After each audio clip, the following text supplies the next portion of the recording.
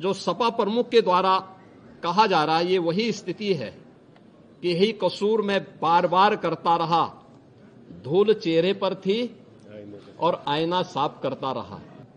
यह cough syrup तमाम जगहों पर नशीले पदार्थों के रूप में इसके दुरुपयोग की शिकायतों के बाद इस पे हम लोगों ने कार्रवाई की थी, क्योंकि अवैध रूप से इसकी तस्करी की शिकायतें आई थी। लेकिन प्रारंभिक जांच में सामने आया है कि उससे जुड़े हुए जिन अभियुक्तों को एसटीएफ या यूपी पुलिस की कार्रवाई में पकड़ा गया है, उनके कुछ संबंध समाजवादी पार्टी से सामने आए हैं और समाजवादी पार्टी जो अपने कार्य के अनुरूप जिसका जो बदनाम हो चुकी है। उत्तर प्रदेश विधानमंडल का शीतकालीन सत्र आज से प्रारंभ हो रहा है। शीतकालीन सत्र में प्रतिभाग करने के लिए आ रहे सभी माननीय सदस्यों का मैं हृदय से स्वागत करता हूं। आज से 24 दिसंबर तक शीतकालीन सत्र में माननीय सदस्यों को सदन में अपने मुद्दों को उठाने, उत्तर प्रदेश की जनता के हित में और उत्तर प्रदेश के विकास से जुड़े हुए तमाम अन्य कार्यों को आगे बढ़ाने, विधायी कार्यों को आगे बढ़ाने और विभिन्न विभागों में जो नई मद हैं उनके लिए सप्लीमेंट्री डिमांड्स के लिए भी यह शीतकालीन सत्र अत्यंत महत्वपूर्ण होगा। इस अवसर पर राष्ट्रगीत वंदे मातरम के 150 वर्ष पूर्ण होने के उपलक्ष्य में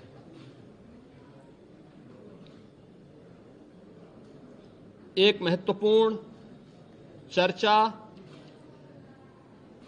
और वंदे मातरम गीत के रचयिता के प्रति कृतज्ञता ज्ञापित करने का भी एक अवसर उत्तर प्रदेश विधानमंडल के सामने होगा, क्योंकि उत्तर प्रदेश की स्थापना का दिवस और राष्ट्रगीत के रूप में वंदे मातरम को भारत के संविधान के अनुसार मान्यता प्राप्त होने का नोटिफिकेशन एक ही तिथि इस महत्वपूर्ण इवेंट के लिए है और उत्तर प्रदेश की विधान मंडल में इस पे चर्चा इसलिए अत्यंत महत्वपूर्ण होगी। कल सर्वदलीय बैठक में हम लोगों ने सभी दलीय नेताओं से इस बारे में अनुरोध किया है कि सरकार प्रत्येक मुद्दे पर चर्चा कराने के लिए तैयार है। सरकार विकास से जुड़े हुए मुद्दों पर एक सकारात्मक रुख है और सभी दलों का हमें विधानसभा सत्र को संचालित करने के लिए उनके सहयोग की भी अपेक्षा है। देश का सबसे बड़ा विधानमंडल सुचारू रूप से संचालित हो और ये अब तक लगातार एक सही दिशा में आगे बढ़ा है, क्योंकि लोकतंत्र से जुड़े हुए पवित्र स्थल जब चर्चा पर चर्चा का विषय बनते हैं तो जन विश्वास पर जनप्रतिनिधि खरा उतरता है। हमारी इच्छा थी कि सत्र अधिक दिन चले, लेकिन माननीय जनप्रतिनिधिगण ज्यादातर वर्तमान में मतदाता सूची की जो विशेष पुनरीक्षण की कार्रवाई चल रही है इस कार्यक्रमों में लगे हैं और यह लोकतंत्र की शुचिता, पारदर्शिता और प्रभावी होने के लिए अत्यंत महत्वपूर्ण भी है।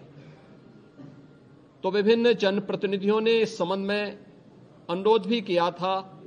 कि आवश्यक विधायी कार्य और सप्लीमेंट्री डिमांड्स के साथ ही कुछ महत्वपूर्ण अन्य कार्यों को लेने के बाद वंदे मातरम पर चर्चा परिचर्चा के उपरांत अगर इसे हमें आगे के कार्य के लिए एसआईआर की इस कार्रवाई को जो भारत निर्वाचन आयोग के मार्गदर्शन में चल रही है इसके लिए समय मिल जाता, तो इसलिए इसे आज से 24 दिसंबर तक विधानमंडल की इस कार्रवाई का हमने सत्र रखा है और मुझे पूरा विश्वास है कि सत्र उत्तर प्रदेश विधानमंडल के साथ ही उत्तर प्रदेश के विकास के लिए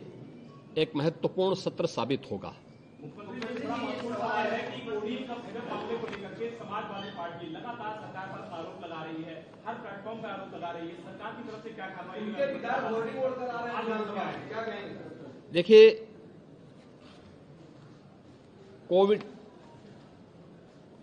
कोडिन फास्फेट यह एनडीपीएस के अंतर्गत आने वाला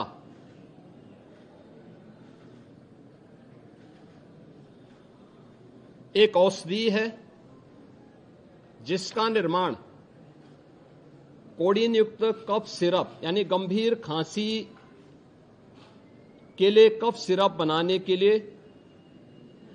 उपयोग होता है, लेकिन सेंट्रल नारकोटिक्स ब्यूरो के द्वारा इसे केवल उन्हीं औषधियों के निर्माण के लिए आमंत्रित किया जाता है। इसके लिए उसका कोटा, उसका आवंटन,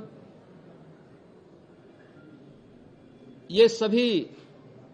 सेंट्रल नारकोटिक्स ब्यूरो के द्वारा तय होते हैं। इस मामले इसकी यह कफ सिरप तमाम जगहों पर नशीले पदार्थों के रूप में इसके दुरुपयोग की शिकायतों के बाद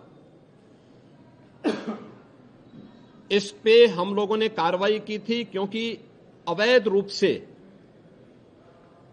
इसकी तस्करी की शिकायतें आई थी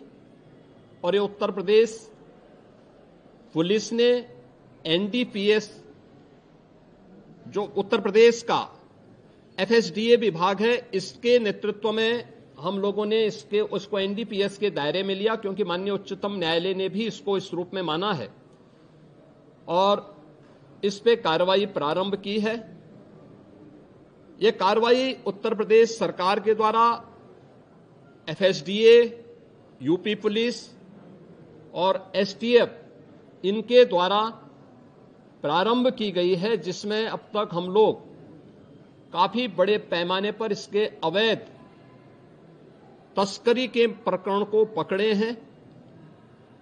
और इसमें व्यापक गिरफ्तारियां भी हुई हैं। यह हर व्यक्ति जानता है कि हर माफिया के संबंध समाजवादी पार्टी से रहे हैं और मुझे लगता है आज विधानसभा में तो कार्रवाई संभवतः नहीं चलेगी, क्योंकि विधानसभा के हमारे एक सिटिंग माननीय सदस्य के आकस्मिक निधन के कारण वहां कॉन्डोलेंस होगा, लेकिन विधान परिषद में हमारे विधान परिषद के नेता सदन इस मुद्दे को वहां पर अगर उठेगा तो जरूर इस मुद्दे को वहां पे रखेंगे। अन्यथा हमारी ओर से कोई माननीय सदस्य बाहर भी अगर सदन में उठेगा ठीक है, बाहर उठेगा तो बाहर भी उसका जवाब देगा। लेकिन प्रारंभिक जांच में सामने आया है कि उससे जुड़े हुए जिन अभियुक्तों को एसटीएफ या यूपी पुलिस की कार्रवाई में पकड़ा गया है उनके कुछ संबंध समाजवादी पार्टी से सामने आए हैं और समाजवादी पार्टी जो अपने कार्य के अनुरूप जिसका जो बदनाम हो चुकी है और पहले से कुख्यात है, इस पूरे मामले में भी उसकी संलिप्तता आएगी। चूंकि एसआईटी एक राज्य स्तर की एसआईटी इस पूरे मामले की निगरानी कर रही है, जिसमें यूपी पुलिस, एफएसडीए, इनसे जुड़े हुए सभी अधिकारी मौजूद हैं। इनके अवैध रूप से तस्करी के साथ साथ इससे जुड़े हुए अन्य जो महत्वपूर्ण पहलू होंगे, किन किन लोगों के पास से धन गया है, ये बातें भी सबके सामने आएंगी और इस बारे में पूरी रिपोर्ट आने के बाद ही इसके बारे में कुछ कहा जा सकता है। लेकिन ये जरूर मैं कह सकता हूं कि जो सपा प्रमुख के द्वारा कहा जा रहा है, ये वही स्थिति है कि यही कसूर मैं बार बार करता रहा, धूल चेहरे पर थी और आईना साफ करता रहा। यानी फोटो इनकी है उन माफियाओं के साथ, तो स्वाभाविक रूप से अवैध लेन देन में भी संलिप्तता कहीं ना कहीं सामने आएगी। जांच आने दीजिए, दूध का दूध और पानी का पानी सबके सामने आएगा।